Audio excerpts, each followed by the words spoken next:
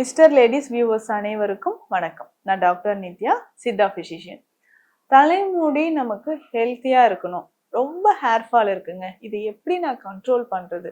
இப்போ இந்த டவுட் நிறைய பேருக்கு இருக்கு.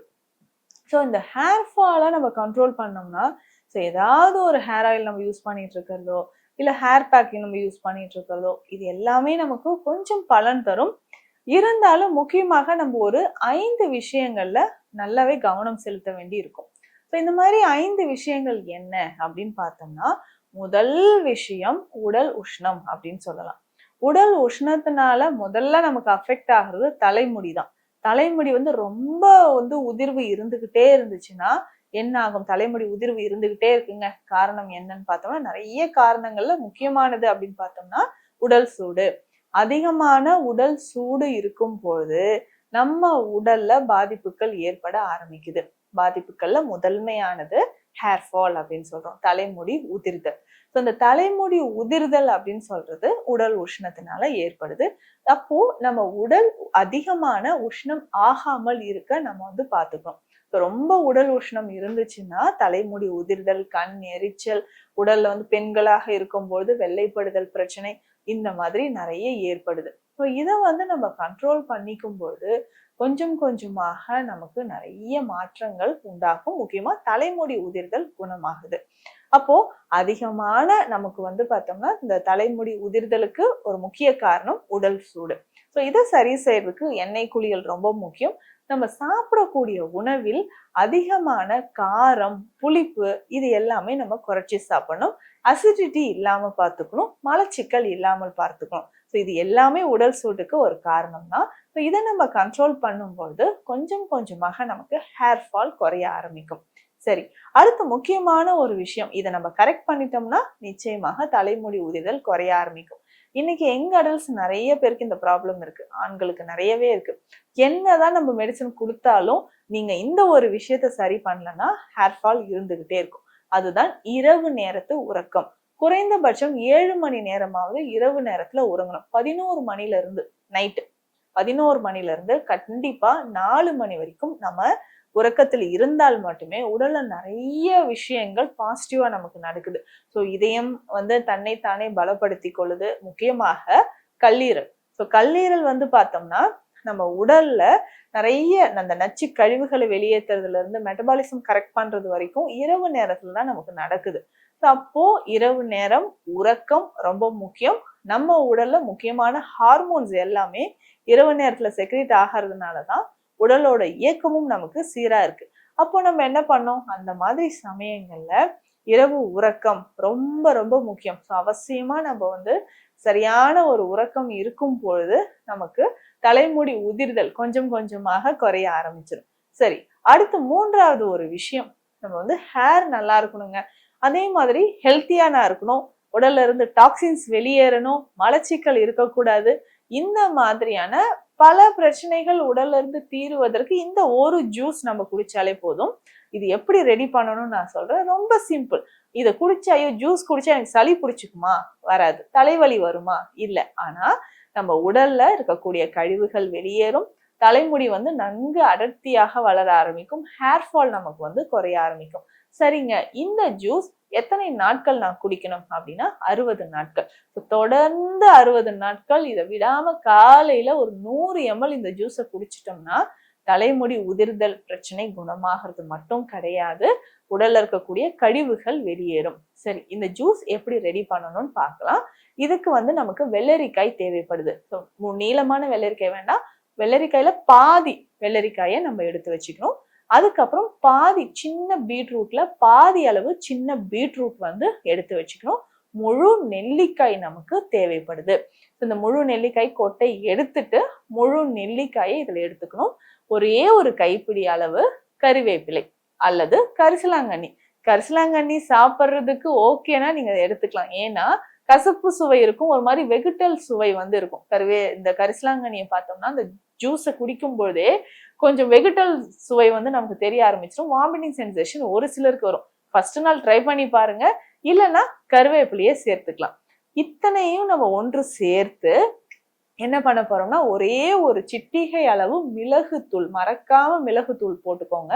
ஒரு சிட்டிகை இல்லைன்னா 2 சிட்டிகை, 2 பிஞ்ச் அதுல வந்து மிளகுத்தூள் சேர்த்துக்கணும். 1/2 ஸ்பூன் அளவுக்கு சீரகம். ஸோ அவ்வளவுதான். ஸோ இதை வந்து நல்லா ஜூஸா நம்ம அரைச்சிட்டு நல்லா ஃபில்டர் பண்ணிடணும். இப்போ கொஞ்சம் திப்பி வந்து எடுத்து இதுல போட்டாலும் ஜூஸ்ல போட்டு குடிச்சாலும் நமக்கு நல்லது, நன்மை தான். இல்லைன்னா ஃபுல்லா நல்லாவே ஃபில்டர் பண்ணிட்டு ஒரு 100ல இருந்து 200 ml இந்த ஜூஸை வந்து நம்ம தினம்தோறும் குடிக்கும்போது உடல்ல நிறைய மாற்றங்கள் நமக்கு கிடைக்க ஆரம்பிக்கும். முதல்ல வந்து பார்த்தோம்னா ஹேருக்கு ரொம்ப நல்லது, கட் ஹெல்த்துக்கு ரொம்ப நல்லது, குடல் பகுதி வந்து நமக்கு சுத்தமாக ஆரம்பிக்கும். லிவர், கல்லீரல் சார்ந்த பிரச்சனைகள், ஃபேட்டி லிவர் இருக்கு, மலச்சிக்கல் இருக்கு, அது சரியாகிறதுக்கு நமக்கு இது முக்கியமான ஒரு ஜூஸ் அப்படின்னு சொல்லலாம். இதை வந்து நம்ம ஃபாலோ பண்ணிக்கணும். இப்போ தொடர்ந்து இதை ஃபாலோ பண்ணிட்டு வாங்க. ஒரு 2 மாதங்கள், கிட்டத்தட்ட ஒரு 60 நாட்கள் குடிக்கும் பொழுதே ஸ்கின்னே நல்லா க்ளோ ஆகுறது நம்ம பார்க்கலாம். நிறைய பலன்கள் நான் சொன்னேன், ஹேருக்கு மட்டும் கிடையாது, ஸ்கின் நல்லா க்ளோ ஆகும், மலச்சிக்கல் இல்லாமல் இருக்கும். இந்த மாதிரி பல நன்மைகள் நம்ம உடல்ல வந்து ஏற்பட ஆரம்பிக்குது. சரி, இதற்கு அடுத்து முக்கியமாக வேறு என்ன பண்ணலாம் அப்படின்னு பார்த்தோம்னா, போதுமான அளவுக்கு நமக்கு அந்த உணவு முறையில இதை மட்டும் சேர்த்து நம்ம சாப்பிட்டுக்கிட்டே வந்தோம்னா ஹேருக்கு ரொம்ப நல்லது அப்படின்னு சொல்ற சில விஷயங்கள் இருக்கு. அதுல முக்கியமா பார்த்தோம்னா சுண்டைக்காய், மறக்காம சுண்டைக்காய் வந்து உணவுல சேர்த்துக்கணும். இது சேர்த்து சாப்பிடும்போது தலைமுடிக்கு ரொம்ப நல்லது. அதற்கு அடுத்ததுக்கு பார்த்தோம்னா அத்திப்பழம் அல்லது அத்தி பிஞ்சி நம்ம வந்து சேர்த்துக்கணும். அடுத்ததாக எலுமிச்சை. ஸோ எலுமிச்சை ஜூஸ் வந்து அடிக்கடி சேர்த்துக்கலாம். இல்லை எலுமிச்சை சார்ந்த விஷயங்கள், அதாவது எலுமிச்சை வந்து ஒரு முழு எலுமிச்சையை தண்ணீர்ல போட்டு நல்லா நாளா கட் பண்ணி தண்ணீர்ல போட்டு கொதிக்க வச்சுட்டு அந்த தண்ணியை கொஞ்சம் கொஞ்சமா கூட நம்ம வாரம் ஒரு முறை நம்ம குடிக்கலாம். ஒரு 300 ml தண்ணி எடுத்து வச்சுக்கிட்டு ஒரு நாள் முழுவதும் அப்பப்போ ஒரு 10 ml நம்ம குடிச்சுக்கிட்டே வந்தாலும் நம்ம உடலுக்கு நிறைய ஆரோக்கிய நன்மைகள் வந்து நமக்கு கிடைக்க ஆரம்பிக்கும். ஸோ இதை வந்து நம்ம பயன்படுத்திக்கலாம். இதற்கு அடுத்தது முக்கியமான ஒரு விஷயம் என்னங்க அப்படின்னு பார்த்தோம்னா எண்ணெய் குளியல், ஆயில் மசாஜ் ரொம்ப முக்கியம். இதுல வந்து பார்த்தோம்னா இந்த எண்ணெய் அப்படின்னு சொல்ற விஷயம் தலைமுடி உதிராமல் இருப்பதற்கு ரொம்ப சிம்பிளா நான் சொல்ற மாதிரி வீட்லயே இந்த ஆயிலை ரெடி பண்ணிக்கலாம். இதற்கு நமக்கு கற்றாழை தேவை, ஒரு முழு எலுமிச்சை தேவை, வெள்ளை வெங்காயம் இருந்தால் ஒரு 2 வெள்ளை வெங்காயம் நல்லா பெருசா இருக்கிறத பார்த்து எடுத்து வச்சுக்கணும்.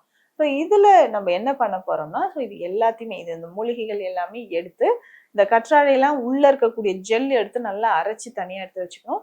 எலுமிச்சையை வந்து நாளா கட் பண்ணி அது சார அதுலயே பிழிஞ்சிட்டு, இந்த கற்றாழையிலேயே கூட பிழிஞ்சிட்டு தோல் பகுதியை வந்து சின்ன சின்ன பீசஸா கட் பண்ணி எடுத்து வச்சுக்கணும்.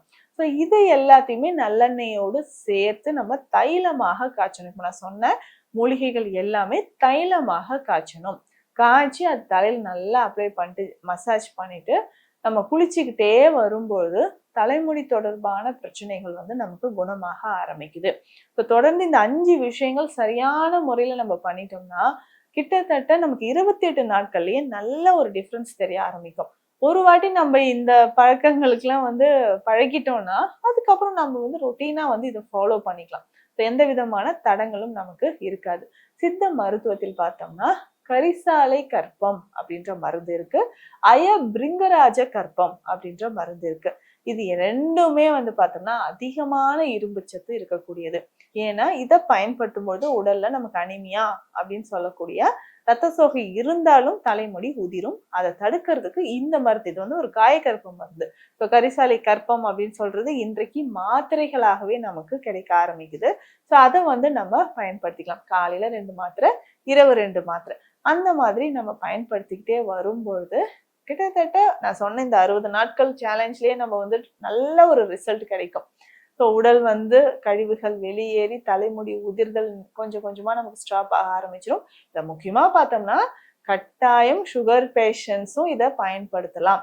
ஏன்னா எனக்கு சுகர் இருக்குங்க, இந்த ஜூஸ் குடிக்கலாமா, சுகர் இருக்கு இந்த ஆயில் யூஸ் பண்ணலாமா, இந்த மாத்திரை யூஸ் பண்ணலாமா, தாராளமாக பயன்படுத்தலாம். சுகர் லெவலும் நமக்கு வந்து கண்ட்ரோல் வர்றதுக்கு இது எல்லாமே ஒரு சப்ளிமெண்ட்ஸ் மாதிரி தான் இந்த பதிவுல நான் சொல்லியிருக்கேன். தாராளமாக இதை பயன்படுத்தும் பொழுது உடல்ல தலைமுடி உதிர்தல் மட்டும் இல்லாம பல நன்மைகள் நமக்கு ஏற்படுது.